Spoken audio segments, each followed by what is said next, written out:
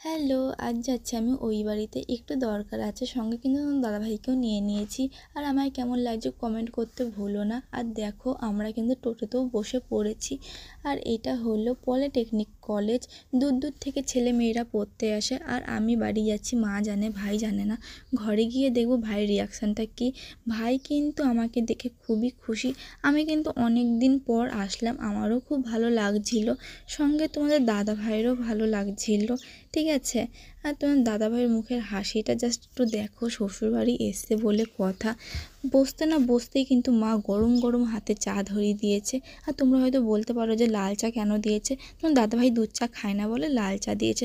দেখো চা খেতে না খেতেই চলে এসছে সিমুই, আমার পছন্দের মা বানিয়েছে সিমুই। এটা কিন্তু আমার খুব ভালো লাগে খেতে।